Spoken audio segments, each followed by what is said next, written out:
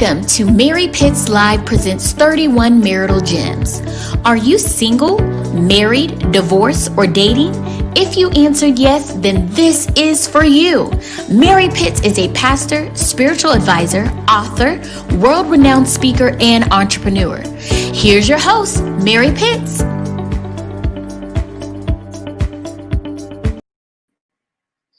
Good evening, everyone. Good evening. Welcome to Mary Pitts Live present 31 Marital Gems. I am your host, Mary Pitts, and I am so blessed to be with you today.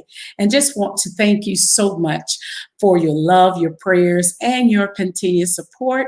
And I just pray that you all have been enjoying yourself and being blessed. And as mentioned before, my husband and I celebrated 31 years of marriage, December 16th of last year. And so I was inspired to write 31 things that actually I got out of the marriage, things that I've learned. And so I wanted to share with you because gems are valuable, and I just related to wisdom and everything that God have given me insight to actually help me in my marriage. And so I pray that you can gain some wisdom, gain some takeaways, and implement them and apply them to your relationship. But again, I want to say welcome. Thank you so much for tuning in today. We'll be talking about gem number 15, which is intimacy. And so that is really one that I am really looking forward to sharing with you on today. But as I always say, make sure you follow us here on Facebook as well as Twitter and Instagram at Mary Pitts Live. And also subscribe to our YouTube channel, Mary Pitts Live. For more information regarding our ministry, you can visit marypittslive.com, marypittslive.com. Also, I want you to make sure you save the date. Friday, February the 5th at 7:30 p.m. Eastern Standard Time. We have Marriage Fitness, and that will be a virtual event on Zoom. And so you can go to marypittslive.com and register, and you'll receive the Zoom login details. So I pray that you and your spouse will join us on the first Friday. Praise God. First Friday, because we put in what? Our marriage first. All right. So we just making our marriage what our priority. So again, thank you so much, each and every one of you, for joining in today. And I just appreciate God for your love and your prayers and your support. Thank you so much for your feedback. And I would love to hear your testimonies. And also as we journey, and if you'd like to share how you've been blessed, please send me a message, inbox me, text me, or however, and I would love to have you on just to share how what you gained from these gems so far. All right, and you can always go back and watch them because we have all 15 or 14 of them here on Facebook as well on our YouTube. So thank you again, and just appreciate each and every one of you for joining us today. Kiara, Avrian, is it your birthday? I think it's twins' birthday today. I want to say happy birthday. I think I seen a post about a birthday. So if it's one of you guys' birthday, it's both birthdays because you're twins. Anyway, I want to shout to say happy birthday to you. And thank you for joining Tracy, as well as Pastor Cassandra Brantley. I keep getting both of you all, Cassandra. My niece is on here as well, Cassandra Gady. So I bless God for her as well as Maritza. So thank y'all so much for joining today. And I am just looking forward to this topic here. I was telling my husband, I said, so I got to pray about this one. He was like, what you got to pray about?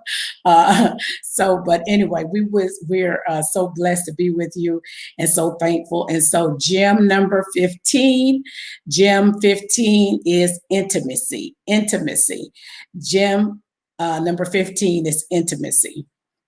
And so first and foremost, I would like to say that before actually getting into the topic, is that during these segments this is about just sharing insight, awareness, Sometimes things are happening repetitious in our marriage, or we always we always know that there's a problem, we say, or there's something that's not right.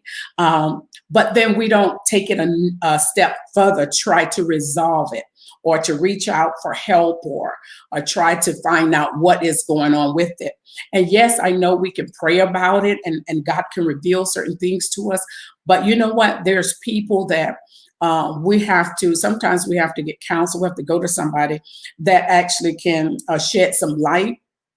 And so I'm just here just to bring in awareness, and just to give some input and some things that I've learned personally, some things that I learned along the way during my 31 years of marriage, and just pray that it's a blessing to you. This is a safe haven, and try to create a safe environment. This is not a judgmental environment. This is not a environment. I don't want to create an environment of condemnation or pointing of the finger, but just bringing awareness and bringing things to the light so we can see, we have the aha moment. Oh, like that. That's what's going on. Oh, I see now, And so there's times I couldn't see, but God will give us insight and lift the veils from our eyes that we can see. So Jim 15, I want to talk about intimacy. And you may have heard this before, but when I say the word, it says, into me you see. Intimacy. Into me you see. And I believe that's what intimacy is all about. Into me you see. And so your spouse began to see into you, and you begin to see into your spouse. And so sometimes we don't begin to see that. We begin to see into our own self, And so I just want to say that we also think when it comes to intimacy, that we think of a lot of time physical, and just physical intimacy only. But how many know there's emotional intimacy? And so a lot of times before we even get physical, we done got emotional, drawn and stuff like that. And so we have to begin to communicate. It's so important with all of these gems that we learn how to communicate with our spouse, and learn how to ask God for wisdom and different things and how we communicate. And it says intimacy means deeply knowing someone while also feeling deeply known yourself. It is something humans crave. And though at times it may seem more difficult for men to express it, that doesn't mean they don't need it or want it. It's not about just having sex, but making love, satisfying one another. If you're not being pleased or satisfied, then you and your spouse need to have a conversation. Having sex doesn't mean that you're satisfied, because a lot of times we can get to a place where we get caught up in our everyday routine. And like I say, one of the gems we're talking about making our marriage a priority. And in making the marriage a priority, it has to include intimacy. And you cannot avoid that. All right. You cannot, if that's not happening, you need to start, okay, why is it not happening? And we need to start getting on, moving down that path of progression, or try to resolve and see what is coming in between and hindering. We also talk about oneness. And so intimacies bring that oneness. That's one of the ways that we become one. And it is just so powerful. And so it's not about, like I say, just having sex, but making love. And it's also it's because you're not getting what you want or what you feel you need in the relationship. It doesn't mean that we go outside of the marriage and do it. And that's a lot of times because we don't actually address it. We don't talk about it, and we get drawn on the outside. And because James 1:4 says, but every man is tempted when he is drawn away of his own lust and enticed. So when you're not getting it, so you have to make sure that you're having these conversations and talking about being intimate. And so this is a part. And so I'm not naive. I know everybody didn't, before we got married, everybody didn't, some people had sex before marriage. Some people after marriage, waited till they had, after marriage. But whatever the situation is, and sometimes we end up being more involved doing it before. And when we get married, it's like, okay, we don't want to do it anymore or what have you. And so the thing is that what we're going to have to do is begin to begin to identify what intimacy is and also what it means. Because like I said before, we can be saying the same words, but mean something totally different. And so when you get to intimacy, it's a lot of times each person is trying to wants to be satisfied, want to be pleased. It's what I want. And it's sometimes we don't consider what our partner want or what they want, what their needs are. And so just like we discussed, and I know in the church, a lot of times we don't want to talk about things. And I heard a preacher say one time, we don't want two things. We don't want to talk about sex and money. And those are the two big legs that where we have issues and have a problem with, or going through changes with, that we need to talk about. So even if you're in your ministry and in your church, and if you don't have women's ministry, men's ministry, and different things like that, you can incorporate. You don't have to get all into the bedroom telling somebody what they need to do and all to do like that. But some of these things need to be addressed, because what happened is you start looking out. And so if you're not getting at home, having that intimacy at home, and somebody else start paying you attention and noticing you and all of that, you'll start being drawn away emotionally. So a lot of times we talk about adultery. And so adultery is, God say, even if you look upon someone, you know what I mean, you commit adultery. You don't have to commit the act. And so a lot of times we do emotional adultery because our emotions are drawn to someone else. You know what I'm saying? And so, if your spouse is not paying you attention or looking at you or satisfying you, and what happens at work, you at work and all these things, and somebody start paying you attention, complimenting you, doing certain things that your spouse not doing. It's so easy that you get drawn into that. Right. So, and what you'll do is you go to work, you're going early, you're trying to get there, or at the mail being delivered, you're trying to get there early, to catch that time when that person come, because it's something about them that's drawing you, and maybe they're noticing you or complimenting you, or that is really a trick. You have to be very careful with that, because like I said, you're not getting at what you think you need at home. You need to have that conversation. And so I like to say today is that, remember when you were dating, remember the first kiss, remember, when you say you fell in love and all of this stuff like that. And, a lot of times I see couples how, when they first was dating at the wedding, and I mean, it was just beautiful. They were so in love, and they just couldn't do without one another, and but then it's like, okay, what happened? You have to ask yourself, how do we get to this place? How do we get to this place where the intimacy is no longer here? We're not being involved with others. We're not considering one another. And a lot of times we get so busy with our jobs, like I say, busy with the children, busy with worrying about all different things on our mind. Everything is on our mind. And so you have to be intentional. We talked about that before. You're going to have to be intentional. You're going to have to be intentional and begin to talk about intimacy, talk about this, and you can't go on. And so if you're in relationships, I've seen couples been married in a relationship, don't have no health problem, ain't no issues going on, but no, they haven't even touched each other. I said, have you held hands? Oh no. A year, 2 years. No. What is going? You see that there's something else. You got to talk. How you married for 2 years, for these years, and 2 years or 6 months, they ain't touch you. They are not even a kiss, or something is going on. Somebody actually doing something else or something. You have to be resolved. You can't just sit there in that relationship knowing that there's no intimacy. There's nothing that's going on, and you all haven't come together and talked about it or whatever, or you just, I'm just going to sit here and just like nothing is. No.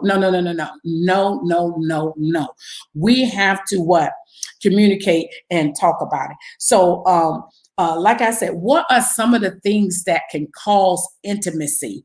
I want you to put it in the comments. What are something that cause intimacy, come between your intimacy? What are some of the things that can come between intimacy in our relationships? You can feel free to go ahead and just share. Y'all being very quiet on me today. Y'all are being very quiet on me today. And so I'm saying that, yeah, so what are some of the reasons for lack or no intimacy in the marriage? What are some of those reasons? What are some of the reasons? And some of the reasons are disappointment. Pastor Cassandra said disappointment and money. Disappointment, money. What are some other reasons that can cause intimacy to just not be there? Sometimes there's sickness. You know, it's not that don't want it there, but okay, Joni says what? No communication. That's true. No communication. No communication. No communication. Any other reasons? Any other reasons that we are no intimacy or anything like that? How about lack of trust? Lack of trust.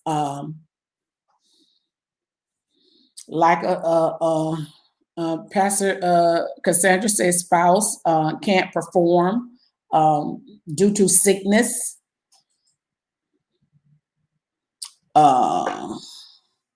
Can't perform due to sickness. But it depends on what the sickness is too, because sometimes there's like you can touch, you can hug, you can kiss, you can, you know, there are some things that you can do in order to show affection and show all of that. And so thank you so much for sharing that, Pastor Cassandra. And Jonah is saying again that lack of trust is a big one. Yes, lack of trust. If trust has been betrayed, so a lack of trust, poor communication, secrets and hidden emotions, not feeling safe and secure, also betrayal. And so these are some things that can interfere with our intimacy. And although we identify these things, now we just can't identify them and just leave it there. But we have to go onto the road of recovery. We have to go and begin to actually heal from that. Right. And so if we stand in the marriage, then we can't stay in the marriage, come on, with poor communication, secrets, hidden emotions, not feeling safe, lack of trust, and all of that. It has to be what? Addressed. We have to be addressed, and we have to examine ourselves, or even if it's with our spouse as well. And so Adrian said, some hold the cookies out of spite. Yes. Hold the cookie out of spite. Yes, we'll do that. When we mad, we upset or whatever, we'll play that sick game too.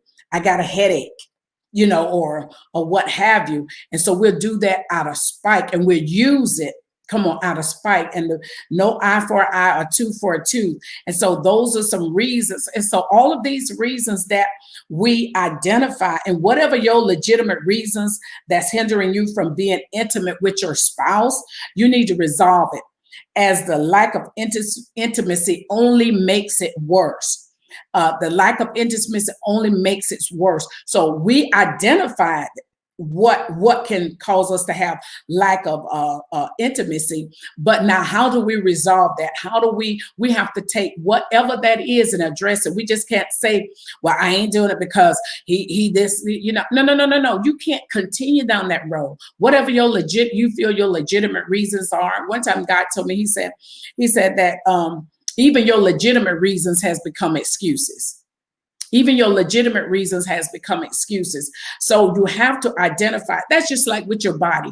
If you have identified that you just been having something coming up on you, a rash, and it's just getting bigger and bigger and bigger. You can't just walk around like, oh yeah, it's a rash. Oh yeah, it's a rash. Yeah, I know. Everybody say you got. Oh yeah, it's a rash. No, you just saying you identified, but what are you going to do about it? That's the question. What are you going to do about the lack of intimacy or no intimacy in your marriage? All right. So often the lack of intimacy is the reason partners feel emotionally abandoned and lose interest or desire for sex, leading to the fear of intimacy can cause partners to be emotionally unavailable. The fear of intimacy can cause partners to be emotionally unavailable and lead to an endless dance of pursuit and distancing. So we want to come together. It's about reconciliation. It's about coming together. And I'm saying to us that these are some things that what we want to work on in our relationship, bring that intimacy. So you may be at the place saying, you know what, I hear what you're saying, but let me tell you something. There are so many things that happen in a marriage and cause where you're disappointed, let down, trust has been, broken. There's been betrayal. There's been infidelity. There's been all of these different things that whatever happened. It doesn't matter who was at fault or whatever. So, but if you and your spouse agree that we're going to stay together and we're going to work this thing out, well, that's what you need to be doing, working it out. You cannot continue to use, and I know after someone in the marriage has been hurt, sometimes it takes a minute for us to heal or what have you. But what I'm saying to you is that be patient with the process. Yes, I encourage spouses to be patient. I say to them all the time, be patient with the process, but do not prolong the process, right? Be patient with the process, but do not prolong the process. So if you say that you're going to stay in the marriage and you're going to work it out, then you can't keep bringing up these reasons that we just identified for not to have intimacy.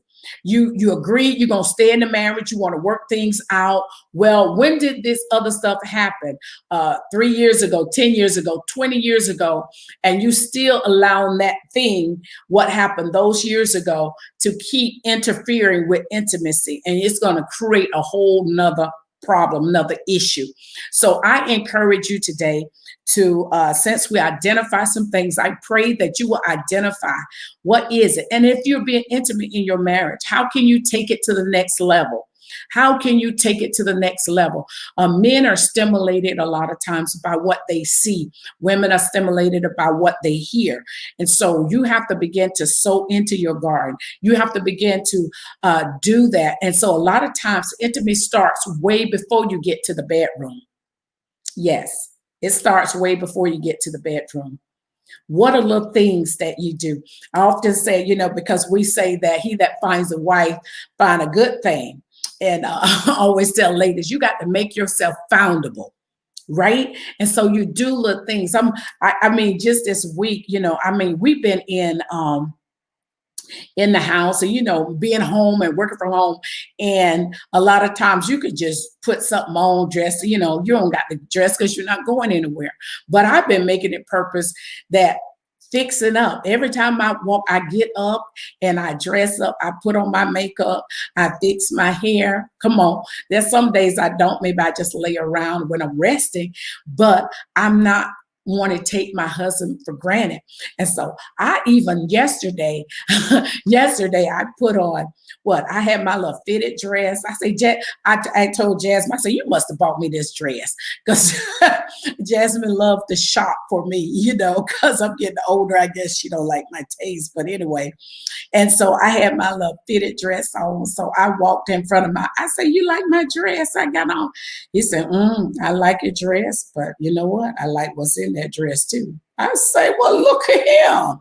All right here, look at the parcel, and so you have to understand that we think sometimes that men doesn't have need, or they don't have desires, or women are often said, we're the emotional creatures, we're and all of that, but men have emotions too, and they don't express them like we do, but they have to be met. We are spirit, soul, and body, and so all of that, those parts have a need. and those needs need to be met. And it's not be met by God himself. No, God used us. He give us, a husband and wife and stuff like that to meet those needs. So what am I saying to you today?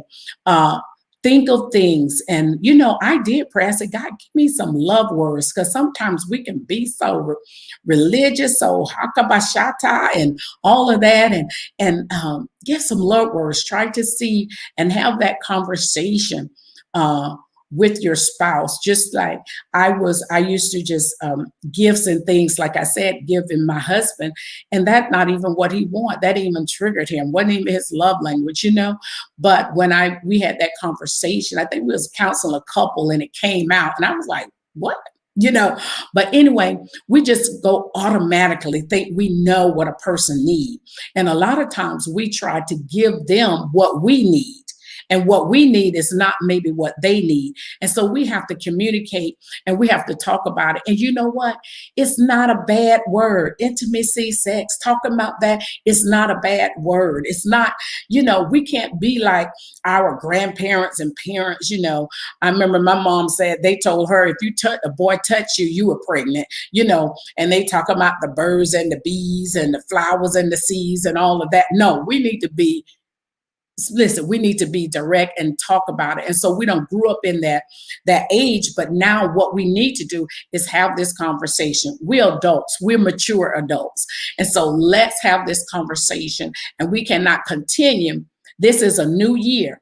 All right. This is 2021. Come on, we got to step it up with our intimacy and showing love. Come on, love is to be expressed. And it comes expressed in different forms, in different ways. And so learn that love language of your spouse. And I'm saying to you, and when you do that, oh my God, heaven just opened. You wouldn't believe it. Sometimes we try to make it so complicated and come up with other reasons. And a lot of times we going through the changes that we're going through is because the intimacy is not there. It is not there. You have to get those kids and put them away somewhere. You cannot allow the kids to interfere with your intimacy and your time with your spouse. You can allow your job and your work and all of that. You have to be intentional. Do some things. I tell you, in our marriage fitness program, one of the couples shared, one of the wives shared how she had this whole picnic thing, and she just set up a picnic thing in her living room, and also had someone back then, massage therapy, to come and did a massage for her and her husband in another bedroom, one of the other bedrooms. She just came up with all creative different things that they do. The bed is undefiled. You know what I'm saying? So what am I saying? You create that environment. You have that influence. You can do that. Come on. You cannot turn your home into something that you're not. You cannot allow your marriage can't be something that you're not willing to change. Allow the change to start in you. Be the first. Come on. The Bible says that Christ loves us because we first loved him. And a lot of time, it's not that you don't know how to do or what to do. You just waiting on your spouse to make the first move. Why don't you make the first move? Why don't you be the initiator? Ain't no rules. Come on, you be the initiator. All right, you be the initiator. All right. And so I pray that you have been blessed today. I'm going to see some of y'all comments today. And I see that, yes. Cassandra, she was saying, Grandma told me sex felt like someone jigging a knife in and out of you. Laugh out loud. I was terrified for a long time. Yes. Oh, wow. Yes. I know all of us probably have some stories. I know all of us have some stories, and Teresa said that that's very terrifying if it's said like that. Yes, exactly. But it is not a bad word. A lot of times, and Pastor Cassandra, what is she saying to us? Don't get our pastor tripped up before service tonight. We need this total attention to teach tonight. Yes, yes, yes. Apostle be teaching tonight on marriage ministry and more. But but we need to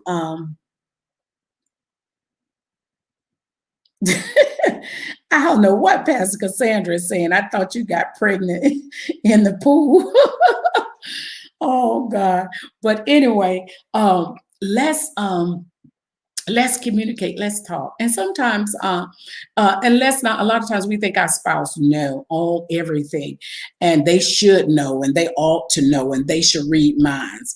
If we don't talk and communicate, we won't know. Okay, so I pray that you have been um, blessed tonight, and that you receive something. And remember, whatever that you identify that's separating uh, the intimacy, and a lot of times you're trying to figure out why you and your spouse ain't getting along, why this thing ain't working, why ain't, you know what? And we trying to come up with all this and spending all this money, and you know what it is? There's no intimacy, or there's a lack of it. There's a lack of it. Once a month, once every 3 months, whatever. Don't pay attention to each other. You got to notice each other. Notice something. My husband today went and got a haircut. I'm like, look at you. Oh, shit, turn around. Let me see you. You have to notice your spouse. Don't allow someone else to notice your spouse than you. Don't take them for granted. You got to be sensitive to their needs and begin to see, and I guarantee your needs will be met as well. So whatever coming between your intimacy, whatever causing you not to be intimate, come on, you should not allow madness and all of that. And if there are some things that sometimes people have gone through, some tragic things and stuff like that, and so what you want to do is then you need healing. You need God to heal you. You need ministry. You need to get some help. So what I'm saying today, you can't just use those reasons for not to. All right. Let's do something. Let's resolve it so we can move forward and maintain this relationship. What am I saying today? We know how to start them and we know how to end them. But the question is, how do we maintain the relationship? How do we maintain our marriage? What do I need to do? What changes do I need to make? Be the first. All right, be the first and allow God to bless your marriage. Words are powerful. Words are powerful. So say love words. Come on, stop complaining so much. Stop pointing the finger. And you know what? And sometimes if we complaining and nagging so much, that just does something with the intimacy. All right. So you know what? You were created to love. You were created to express that love. And you know what? It haven't gone anywhere. No, it haven't. It haven't gone anywhere. It's still there. Okay. So anyway, I have enjoyed my time with you. I appreciate each and every one of you. And thank you so much for all your comments. Ms. Jonas said you have to bury the old baggage. You have to get rid of that baggage. Yes, you have to get rid of that baggage. Yes. Sometimes you bring experiences from past relationship. My spouse and I made a commitment in our marriage not to no headaches and excuses mama and grandma use. Yes, right. And so, but you have to have this conversation. You have to talk. We're mature, we're adults. All right. And so sometimes one person is thinking one thing and the other one's thinking another, and you're interpreting. Sometimes one spouse is doing something, you're interpreting it to mean something else, and it doesn't mean that. So have that conversation, talk. All right. I am praying for you. I'm praying that God, this intimacy come, and I know you know what to do. All right.